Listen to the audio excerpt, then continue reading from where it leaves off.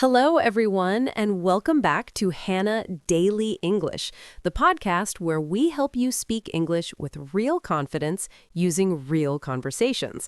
I am so happy you are here today. Hey, welcome back, everyone. It is great to be here. And Hannah, before we start, I have to say, I was listening to last week's episode again on my commute this morning, and it was so good. The listeners are going to love today's topic even more.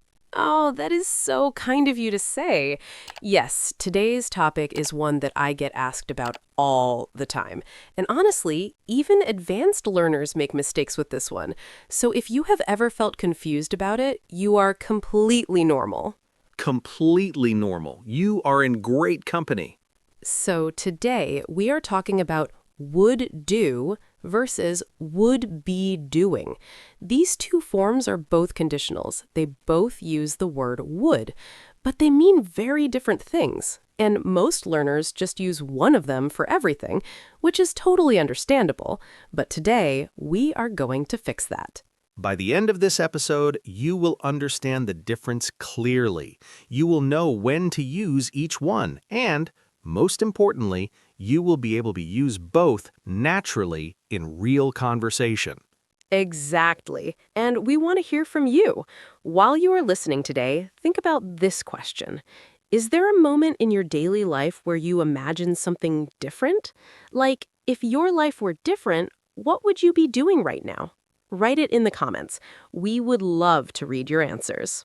Yes, and if this podcast is helping you, please like it, share it with a friend who is learning English, and subscribe to Hannah Daily English so you never miss an episode.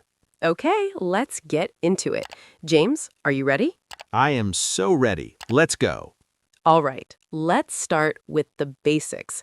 We are going to look at the simpler form first. Would do. This is the standard conditional form that most learners already know. The structure is subject plus would plus base verb. So, for example, I would travel, she would call, they would eat. And this form is used to talk about a hypothetical result. It answers the question, what is the result if something else happens or happened? So the classic example is, if I had more money, I would travel the world. Right. The if part gives you the condition. The would do part gives you the result.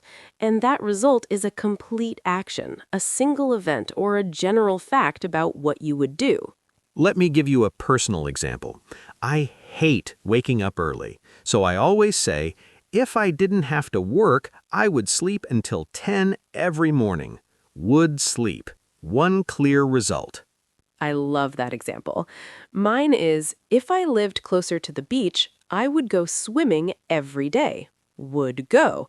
A repeated habit, but still a clear single action each time. So would do is for results, clear, complete, single actions or repeated habits. Got it? And it works for general truths too, like if it rained every day, plants would grow faster. That is a general fact about what would happen. Would grow. Nice and simple. Can you think of an example from your own life? Pause for a second and try. If I had more time, I would... What would you do? Say it out loud. Seriously, practicing out loud is one of the best things you can do for your English. Now, let's look at the negative form quickly because it is very easy. You just add not after would. I would not travel. She would not call. In spoken English, we almost always say wouldn't. I wouldn't travel without insurance. He wouldn't do that. So remember, would do answers the question, what is the result? It describes what happens as a consequence of something else. It's a complete action or a general outcome. Keep that idea in your head as we move to the next form. Great. And one more thing before we move on. Would do is also used for imagining general preferences, not just if sentences. Like, I wouldn't choose that color for my room, or I would always recommend this restaurant. These are imagined preferences or habits. Very natural, very common. So try writing a sentence right now in the comments. Tell us, If I could live anywhere, I would live in... Finish that sentence. We'll be reading your comments. Okay, now let's get to the star of today's episode. Would be doing. This one is a little different, and this is where most learners go wrong. The structure is subject plus would plus be plus verb with ing.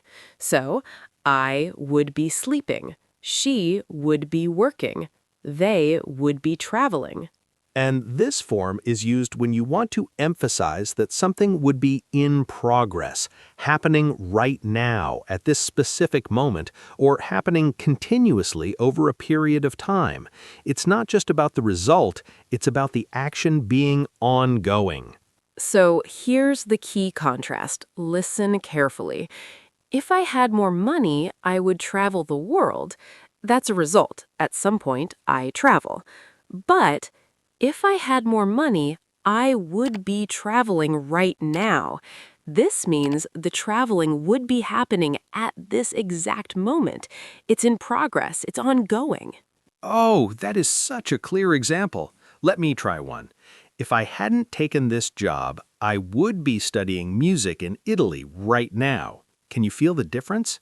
The music studying is not just a result, it's an ongoing activity that would be happening at this very moment in an alternative version of my life. I love that. Mine is, if I hadn't moved to the city, I would be living near my family. Would be living, right now, ongoing, an alternative present that I'm imagining. So, would be doing is perfect for imagining a parallel life, an alternative present, or a moment that's in progress. That's why you hear it so much when people talk about regrets or big life decisions. Exactly. If I had studied harder, I would be working at a top company right now. If we had left earlier, we would be sitting at the beach right now instead of sitting in traffic. These are so natural and so common. Here's a tip. If you can add the words right now or at this moment to your sentence and it still makes sense, then would be doing is probably the right choice. That is such a good tip, James. I love that. At this moment, I would be. Yes, if that works, use would be doing. And it also works for imagining something continuing over a longer period, not just this exact second. Like, if I had started saving money earlier, I would be living very comfortably by now. The comfortable living is an ongoing state, not a single moment, but a continuous situation. So let's get some practice in. Think about your life right now. If you had made one different decision, studied something different, moved to a different place, taken a different job, what would you be doing right now? Write it in the comments. Use would be doing. I really want to see your sentences. And remember, speaking out loud helps so much. Say your sentence before you type it. If I had studied English earlier, I would be speaking much more fluently right now. Try it. All right, now let's talk about how these two forms work together. Because in real conversation, sometimes you use both in the same sentence or in the same conversation, and knowing which one to choose gives you a very natural, precise sound. Right. So imagine you're explaining a hypothetical situation to a friend. You might say, if I had taken that job in London, I would be living there now, and I would probably know a lot more people. Do you see what happened there? Would be living, ongoing, in progress, would know, a result, a general fact. That sounds so natural. And this is the level that really impresses people. When you can mix these two forms correctly, your English sounds very fluent. Let's look at some more everyday situations. Imagine you missed a party last night.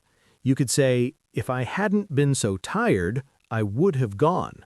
That is past, but in the present moment you might say, I would be feeling much better this morning, if you had slept earlier. Both are conditionals, but one is about what you would have done, and one is about what would be happening now. Here is a really common use, talking about career and life choices. If I had become a doctor, I would be working very long hours right now. Would be working, ongoing. but I would also be helping people every day. Would help or would be helping, both work there, but would be helping feels more vivid, more real. And in terms of politeness, both would do and would be doing sound polite and hypothetical, but would be doing adds a sense of vividness. It paints a picture.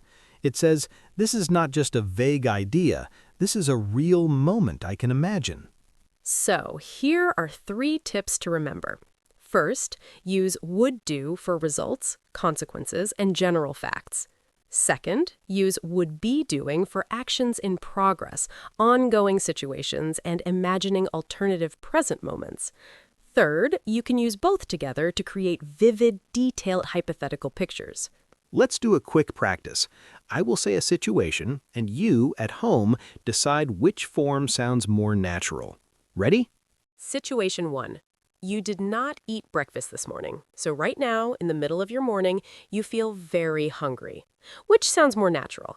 If I had eaten breakfast, I would feel better, or if I had eaten breakfast, I would be feeling much better right now. The second one, would be feeling, is more natural here because the feeling is happening right now, at this moment. It is ongoing. Good job if you got that. Write your own example in the comments. Think of something you wish you had done differently this week and tell us what would be happening right now if you had done it. Okay, let's be honest. This is the section where we admit learners make some very predictable mistakes with these 2 forms, and that is totally okay. Making mistakes is how you learn, but let's look at the most common ones so you can avoid them. Mistake number 1, using would do when you need would be doing. So someone says, if I had not missed the train, I would arrive at work on time right now. The problem is, right now tells us this is an ongoing moment, so the correct version is, I would be arriving at work on time right now. Or even better, I would already be at my desk. Right. The word right now is a big clue. If you hear yourself saying right now or at this moment, check your verb form. Mistake number 2, using would be doing for single completed events. Someone says, if it rained, the crops would be growing. If rain is a single condition and you want to describe a clear result, would grow is more natural. Would be growing makes it sound like the growing is happening constantly at a specific moment, which can work, but for general facts, would grow is cleaner. Good one. So for general truths and results, would do. For specific ongoing moments, would be doing. And mistake number 3, forgetting the be. This is so common. Someone says, if I had more time, I would studying. No, you can't say would studying. You need would be studying. Always would be verb ing. Do not forget the be. Yes, that is probably the most common error. Write it out if you need to. Would be studying. All 3 parts. Mistake number 4, using both forms randomly without considering about meaning. Some learners just switch between them without considering whether the action is a result or an ongoing process. The best practice is to ask yourself, am I describing what would happen or am I describing what would be happening at a specific moment? If you ask that question every time, your accuracy will improve so much. Try it right now. Think of a sentence, ask yourself that question, then choose your form. You can even write it in the comments and we'll tell you if it is right. And remember, mistakes are not a problem. Every person who speaks English well made exactly these mistakes at some point. You are not failing, you're learning. All right, this is my favorite part. We're going to do some practice together. I will give you a situation and 2 sentences. You choose the better one. Say it out loud before you check. Situation 1. You are daydreaming at work on a Tuesday afternoon. You wish you were on holiday. Which is better? If I were on holiday, I would sit on a beach, or if I were on holiday, I would be sitting on a beach right now. The second one is better here, would be sitting, because you're imagining this exact moment right now, in progress. Situation 2, you are talking about a general fact, exercise and health. If people walked more, they would feel healthier. Or, if people walked more, they would be feeling healthier. The first one, would feel, is better here. This is a general truth, a result, not a specific moment in progress. Situation 3, you regret not learning to play guitar. If I had learned guitar, I would play at parties. Or, if I had learned guitar, I would be playing at parties right now. Both can work depending on context, but would be playing sounds more vivid and immediate, like you're imagining yourself at a party right now, guitar in hand. Beautiful. Now you create your own. Think of a regret or a wish. Write 2 sentences, one with would do and one with would be doing. Post them in the comments. Seriously, this practice is so valuable. And don't worry about being perfect. The goal is to try. Every sentence you write is building your fluency. Okay, we're coming to the end of today's episode, and I just want to say you did amazing. This is not an easy topic. A lot of native speakers can't even explain the difference, but you stuck with us through the whole thing, and that's something to be really proud of. Absolutely. Let's do a quick summary of what we covered today. Number 1, would do is for results and consequences. It describes what would happen as an outcome. Number 2, would be doing for ongoing actions, things in progress at a specific moment in time, especially when you imagine an alternative present moment. Number 3, you can use both together to create vivid, detailed hypothetical situations, and that's what really fluent English sounds like. So, here is your final reflection question. Think about your English learning journey. If you had started learning English 5 years earlier, what would be different in your life right now? What would you be doing that you're not doing yet? Think about it. And if you feel comfortable, share it in the comments. We would love to hear from you. This community is full of amazing learners, and your comments really do help other people feel motivated and less alone in their learning journey. If this episode helped you, please give it a like. It really does make a difference, and it helps other learners find us. Share it with a friend who's learning English, leave us a comment with your practice sentence, and subscribe to Hannah Daily English so you never miss a new episode. We're here every week with new topics, real conversations, and practical English you can actually use, so make sure you come back. Thank you so much for spending this time with us today. Keep practicing, keep being brave with your English, and remember, every mistake is just a step forward. See you next time.